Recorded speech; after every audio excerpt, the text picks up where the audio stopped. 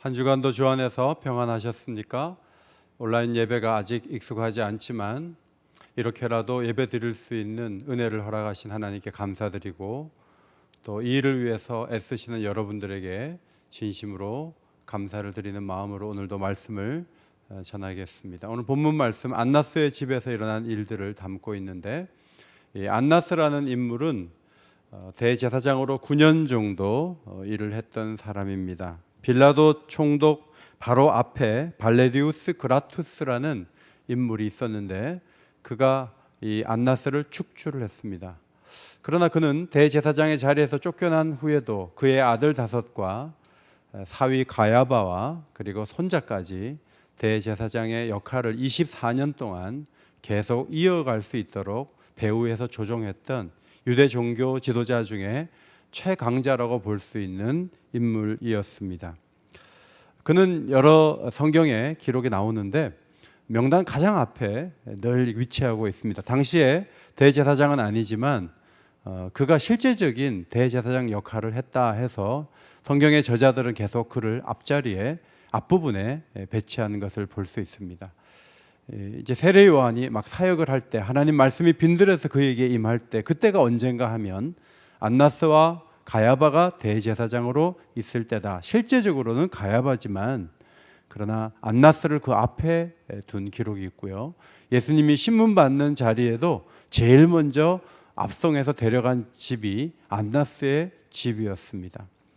사도행전 4장 말씀에는 사도들을 위협하는 자리에 공회원들이 모여있는 그 자리에 대제사장들이 쭉 있었는데 제일 앞에 안나스가 또 나오는 것을 보면서 예수님 당시에 또 사도들이 복음을 전할 때 안나스가 가장 중심적인 역할을 했다는 사실을 발견할 수가 있습니다. 대제사장들은 다 사두개파에 소속되어 있는 이들이고요. 또 이 안나스는 거만하고 눈치 빠르고 야심 많은 부자로 알려졌는데 그의 부의 출처는 성전이었죠. 희생제물을 판매하면서 나오는 이득에서 안나스는 큰 부를 얻게 되었습니다. 감람산 위에는 매점들이 4곳이나 있었는데 그 운영권을 그 아들들이 갖고 있었고 성전 안에서 이 제물을 파는 그 일도 그 상인들을 조종하는 사람도 안나스였던 것입니다. 독점권을 행사하면서 부를 쌓아갔습니다. 탈무드에도 안나스에 대한 기록이 남아 있는데 화 있을진저 안나스의 집이여 저들이 울리는 뱀 같은 소리여 그들은 대제사장 그들의 아들들은 금고지기 그들의 사위들은 성전의 관리인 그들의 종들은 막대기로 백성들을 때리고 있다고 기록할 정도입니다. 예수님이 성전을 강도의 구렬로 장사하는 집으로 만들었다고 채찍을 휘둘르셨는데 그렇게 만든 장본인은 바로 안나스였습니다. 이상한 재판을 해서 예수님을 죽음으로까지 몰아갔던 장본인도 안나스였을 것입니다. 오늘 본문은 그 안나스의 집에서 신문 받으시는 예수 그리스도의 모습을 보여주고 있습니다. 안나스는 먼저 손을 써놓았죠. 예수를 붙잡으면 우리 집으로 먼저 데리고 와라. 그의 구상대로 예수님은 안나스 앞에서 처음으로 신문을 받게 되었습니다. 예수님이 안나스의 집으로 끌려갔던 이유는 사실 예수님이 먼저 안나스를 공격했다고 안나스는 생각하고 있었습니다. 얼마 전에 예수님은 성전에서 제물 파는 장사하는 이들을 내쫓은 적이 있습니다. 가장 크게 놀란 사람이 안나스였습니다. 감히 나에게 도전을 하는구나. 그는 그렇게 생각을 했을 것입니다. 그는 이 통제하기 어렵고 사람들이 너무너무 좋아하고 따르는 이 예수를 어떻게 손을 보아야 할까 긴 시간 궁리를 했을 것입니다. 이 앞뒤 가리지 않는 이 젊은이를 어떻게 끝내야 될까 구상하기 위해서 자기가 제일 먼저 예수를 잡으면 봐야 되겠다 그런 생각을 했고 예수님은 안나스 앞에 끌려오게 된 것이죠. 그는 어떤 관심이 있어서 예수님께 그의 교훈이 무엇인가를 물어본 것이 아닙니다. 좋지 않은 의도를 가지고 뭔가 말꼬리를 잡고 죽일 죄를 찾기 위해서 예수님을 신문하게 되었습니다. 이 안나스의 질문을 받고 예수님께서는 이렇게 대답하셨습니다. 내가 드러내놓고 세상에 말하였노라. 모든 유대인들이 모이는 회당과 성전에서 항상 가르쳤고 은밀하게는 아무것도 아니하였거늘 어찌하여 내게 묻느냐. 내가 무슨 말을 하였는지 들은 자에게 물어보라. 그들이 내가 하던 말을 아느니라. 예수님은 좀 소극적인 대답을 하셨습니다. 당시의 유대인 재판에는 기본 원칙이 있었습니다. 피고가 대답을 해서 그 대답을 책잡아서 유죄 판결을 내리기보다는 유대 법정에서는 철저히 증인과 증거에 의해서만 유죄 판결을 내리도록 되어 있었습니다. 그런데 예수님께서 공개적으로 이미 말을 다 했는데 그 사람들에게 물어보라 하고 대답하지 않으셨던 것은 안나스의 위법적인 신문에 대해서 이미 파악을 하셨다는 이야기가 됩니다. 내게 관한 증거를 증인들을 신문함으로 내 죄를 찾아야지 내 입에서 찾고자 하느냐, 그렇게 대응하셨던 것입니다. 안나스는 별다른 조치 없이 예수님을 대제사장 가야바에게로 보내게 되었습니다. 그가 구상하던 신문에 실패했던 것이죠. 신문하던 안나스 앞에서 예수님이 두 가지 실수를 하실 수 있었다고 생각합니다. 하나는 만나기 어려웠던 성전의 실세, 안나스가 변화되었을 때 얼마나 많은 사람들이 예수님을 믿을 수 있을까 하는 꿈을 갑자기 꿀 수 있었던 것이죠. 예수님은 안나스를 돌려놓으면 그 아들 5명과 손자까지, 그러면 전체적인 이스라엘의 변화가 일어나지 않을까 하고 안나스 중심의 개혁을 구상하실 수도 있었지만, 그러나 예수님은 그렇게 하지 않으셨습니다. 얼마 전에 자신을 팔았던 가룟 유다의 배신을 보며 깜짝 놀라서 십자가 지는 일을 뒤로 미루고 가룟 유다와 긴 상담을 하지 않으셨던 것처럼 안나스에게도 그의 변화를 위한 시간을 내주지는 않으셨습니다. 주님은 작은 영마다 정차하지 않고 목적지를 향해 힘을 다해 달려가는 기차와 같이 주님은 십자가를 향해 걸어가실 뿐 안나스의 변화를 위한 시간을 내지는 않으셨습니다. 영혼 구원은 너무 중요하죠. 그러나 모든 상황에서 전도하려고 하신 것은 아니다. 저는 이것이 이 시점에 굉장히 중요한 메시지라고 생각을 합니다. 그림을 그릴 때 파란색도 또 노란색도 넣어야 할 자리에 짙은 남색을 칠해 놓아서 온통 캔버스가 하나의 색이 되는 것을 주님은 원치 않으시죠. 권력과 재물에 취한 이들이 예수를 정죄할 것이고 그들이 십자가에 나를 내어줄 것이다 라고 생각하셨지, 그들을 지금이라도 전도해야 되겠다 이렇게 생각하지 않으셨습니다.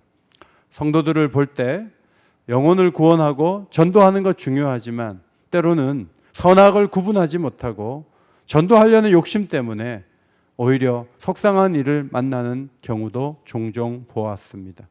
선한 일도 선하게 할 때가 있고 뒤로 미룰 때가 있는데 예수님은 그 구분을 잘 하셨던 지혜를 가졌던 분이시죠. 또 하나의 실수를 할 수 있는 가능성은 안나스를 개인적인 잘못을 들추어내서 혼을 내는 것입니다. 안나스, 너 1년에 얼마 번지 내가 다 안다. 어떤 방법으로 부를 축적하고 네가 어떻게 권력을 휘두르고 어떻게 사람들을 어렵게 하는지 내가 다 안다 하면서 소리를 지르다가 예수님이 끌려 나가시지 않으셨다는 것도 중요합니다. 이제 언제 안나스를 보겠습니까? 그때 예수님은 안나스에게 조용히 대답하면서 지나가셨습니다. 예수님의 이미지는 어린 양입니다. 테레 요한은 자신에게 나아오시던 예수님을 보면서 오래전에 외쳤습니다. 보라, 세상 죄를 지고 가는 하나님의 어린 양이로다. 긴 시간이 흐른 후에 베드로 사도는 예수님을 기억했습니다. 욕을 당하시되 맞대어 욕하지 아니하시고 고난을 당하시되 위협하지 아니하시고 오직 공의로 심판하시는 이에게 부탁하신 분이라고 기록했습니다.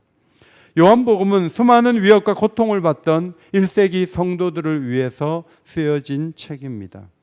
그로부터 200년 동안, 자그마치 200년 동안 자유롭게 예배할 수 없고 박해를 받았던 이들이 요한복음을 읽었습니다. 예수님이 말도 안 되는 권력자 안나스의 집에서 어떻게 신문을 받으셨는가? 그 시대에 고난받는 성도들은 이 본문을 읽으면서 자신들의 행동 반경을 정하게 되었던 것이죠. 성도 여러분, 나보다 깨끗하지 않은 이들이 내 흠에 대해서, 내 잘못에 대해서 거론할 때 우리는 어떤 반응을 보여야 할까? 이 말씀을 통해서 우리의 행동 반경을 정할 수가 있습니다. 터툴리아는 기독교인들에게 가하는 로마인들의 근거 없는 포악성에 대해서 이렇게 적었습니다. 만약 강의 수위가 너무 높아지거나 나일 강물이 모자라 농토를 적시지 못하거나 하늘에서 비가 내리지 않거나 지진과 기근, 전염병이 돌기만 하면 곧 기독교인들을 사자밥으로라는 외침이 들려오곤 했다. 그런데 기독교인들이 무기를 들고 나가서 자신들의 결백을 주장하며 싸우지 않았고 횃불을 가지고 나가서 방화하지 않았습니다. 그들은 그저 나는 기독교인입니다. 우리에게는 아무런 죄악도 없습니다. 라는 대답을 했을 뿐입니다. 말도 안 되는 상황에서 주님은 말씀하십니다. 나는 공개적으로 말을 많이 했는데 그들에게 가서 들어보라. 그런데 이 말씀을 하실 때 곁에 섰던 아랫사람 하나가 손으로 예수를 쳐서 말하되 내가 대제사장에게 이같이 대답하느냐 하면서 나물었습니다. 이 사건은 십자가를 지시기 전 예수님께 가해진 첫 번째 폭력이었습니다. 이 땅에 와서 선한 일을 거듭하신 예수님은 누구에게 맞을 일을 한 적이 한 번도 없었습니다. 그런데 안나스 집에서 처음으로 안나스의 아랫사람에게 구타를 당하신 것입니다. 한 번도 손찌검을 당한 적이 없던 주님이 맞으셨습니다. 여러분, 갑작스러운 폭력은 어떤 부작용이 있는지 아십니까? 의지를 꺾습니다. 기가 완전히 꺾이게 만드는 거예요. 모든 논리와 모든 긍지심을 다 짓밟는 것이 폭력입니다. 부러진 화살이라는 영화가 떠오릅니다. 그 영화를 보면 거짓된 것에 항거하고 논리적으로 맞서다가 어느 날 폭력에 의해서 완전히 잠잠해진 주연 배우의 그 얼굴이 떠오릅니다. 예수님도 이유 없이 손찌검을 당하시고 완전히 기가 꺾이실 수 있었지만 예수님은 그렇지 않았습니다. 23절에 내가 말을 잘못하였으면 그 잘못한 것을 증언하라. 바른 말을 하였으면 내가 어찌하여 나를 치느냐. 그렇게 반박하셨습니다. 그 예수님을 치던 사람의 심리는 그것이죠. 대제사장이 물으셨으면 그 사람이 원하는 대답을 공손하게 하면 되지. 어디 가서 다 얘기했으니까 그 사람에게 들어보라고 어떻게 그런 식으로 감히 말할 수 있느냐 하면서 손으로 쳤던 것이죠. 그러나 여러분, 예수님은 안나스보다 더 위대한 하나님의 아들이십니다. 그 권력자가 원하는 대답을 굳이 비굴하게 하실 필요는 없었습니다. 사실 안나스는 공적으로 아무런 자격이 없는 사람이고 불법적인 신문을 하고 있었기 때문에 예수님은 그 모든 상황에 대해서 우습게 보셨던 것이죠. 자신을 친 사람에게도 말합니다. 틀린 부분이 있으면 말을 먼저 하고 폭력 행사하는 것은 안 된다라고 따끔하게 말씀을 하셨던 것입니다. 신앙생활을 하다 보면 설명을 하기도 전에 근거 없는 공격을 당하는 때가 많은데 그런 공격을 당하던 역사는 기독교 초기에 많았습니다. 기독교인들을 핍박하고 박해하던 황제들과 관리들은 충분히 알아보지도 않고 선입견을 가지고 교인들을 공격했습니다. 그들은 자신의 정치적인 입지를 세우고 백성들을 하나로 묶기 위해 기독교를 핍박하는 길을 선택했습니다. 그때 많은 그리스도인들이 폭력을 당하면서 폭력 앞에서 어떻게 행동하셨는가 예수 그리스도를 바라보고 그분의 뒤를 따랐다는 것은 아주 놀라운 일입니다. 폭력을 당하면서 중심을 잃고 과민하게 반응할 수 있지 않습니까? 그런데 예수님은 그렇게 하지 않았습니다. 폭력을 당할 때 완전히 기가 꺾일 수도 있습니다. 그런데 예수님은 기가 꺾이지 않았습니다. 우리 또한 마찬가지입니다. 이유 없는 공격과 때론 이유 없는 폭력 앞에 서게 될 때 안나스 집에서 보여주셨던 예수님의 그 당당함과 꺾이지 않는 모습을 우리는 배울 수 있는 것이죠. 오늘 사도 요한은 본문 가운데 한 번 부인하는 베드로의 이 사건을 연속으로 세 개를 놓지 않고 한 번 부인한 그 사이에다가 안나스에게 신문받는 예수님의 모습을 그 사이에 묘사하고 연결해서 두 번 더 부인하는 베드로의 모습을 이렇게 연결해서 묘사한 것을 보게 됩니다. 이것은 굉장히 의도적인 것입니다. 베드로가 예수님을 부인하는 사건은 내가 나를 위해 내 목숨을 버리겠느냐, 내가 진실로 진실로 내게 이르노니 닭 울기 전에 내가 3번 나를 부인하리라 하신 그 말씀이 그대로 현실에서 성취된 것이죠. 베드로는 어려운 상황이 이어지자 안나스 뜰에 들어가려고 했는데 그 뜰에 들어갈 때 또 다른 제자가 그 일에 도움을 주었다고 했는데 아버지를 부자로 둔 요한이 그 집에 사람들을 알았고 여종의 도움을 얻어서 베드로를 잠입시키는 데까지 성공했던 것으로 보입니다. 베드로는 요한의 도움을 받아 대제사장의 뜰에 들어갔지만 문을 지키는 한 여종에게 바로 질문을 받았습니다. 너도 이 사람의 제자 중 하나가 아니냐? 조금 전 예수님의 체포 과정에서 칼을 휘두르며 말고라는 종의 귀를 잘라서 문제를 일으켰던 사람을 많은 사람들이 보고 있었을 것입니다. 예수의 제자라고 하면 그 자리에서 체포될 수도 있었기 때문에 두려움 속에서 그는 아니라고 대답을 했습니다. 그는 밤새 숙직을 하던 종들과 관리들을 위해 피워둔 그 불을 함께 그 대열에 들어가서 함께 쬐고 있었습니다. 베드로가 불을 쬐은 것은 낮이 아니라 밤이었다는 것을 보여주고 요한은 이 신문이 잘못된 것이다, 불법적인 것이다, 그것을 이런 장면을 통해서 증거했습니다. 요한은 불을 쬐던 그 18절의 이 장면을 25절로 그대로 연결을 하면서 예수님은 당당하게 신문을 받으셨지만 겁을 잔뜩 집어먹은 베드로는 예수님을 부인하고 또 부인했다는 사실을 기록하였습니다. 불을 쬐던 베드로에게 어떤 사람이 또 질문을 했습니다. 너도 그 제자 중 하나가 아니냐? 많은 사람들이 베드로를 봤겠죠. 베드로는 자기는 아니라고 또 부인했습니다. 그런데 26절에 세 번째 질문한 사람이 누군지 이 요한복음을 기록하는 저자는 너무나 잘 알고 있었습니다. 그는 말고라는 그 귀가 잘렸던 사람의 친척이었습니다. 보다 분명하게 베드로를 본 사람이에요. 너도 그 제자 중 하나가 아니냐? 너무나 분명하게 이야기를 하는 것입니다. 베드로는 더 이상 부인할 수 없는 상황이었지만 또다시 그는 철면피하게 부인하고 말았습니다. 그때 닭이 울었습니다. 요한은 이 기사를 안나스 집에서 일어난 베드로가 기억하기 가장 싫어한 그런 사건으로 분명하게 기록을 해 놓았습니다. 담대하셨던 예수님은 담담하게 또 담대하게 당당하게 신문을 받았지만 베드로는 부인하고 또 부인했다는 그 모습을 비교해 주었습니다. 기도로 준비하신 예수님은 십자가로 담대하게 자기의 길을 걸어갔지만 베드로는 처음부터 준비되지 않았기에 실패했다는 것을 기록했습니다. 요한복음을 기록했을 때 즈음에는 이미 베드로는 순교한 것으로 보입니다. 그렇다면 죽은 자를 이렇게까지 써서 죽은 자의 명예를 실추시키려는 의도를 사도 요한이 가졌는가 질문해 볼 수 있는데 사실 그렇지 않습니다. 왜냐하면 요한복음 21장이 있기 때문에 그렇습니다. 3번 부인한 장면을 정확하게 묘사한 다음에 요한복음 21장 15절로 17절 사이에 요한의 아들 시몬아 내가 나를 사랑하느냐 3번 묻고 내가 주를 사랑한 줄 주께서 아시나이다 대답하는 그 대답을 3번 기록하면서 사도 요한은 예수님께서 용서받지 못할 그를 품으셨다는 사실을 기록하면서 요한복음을 마무리합니다.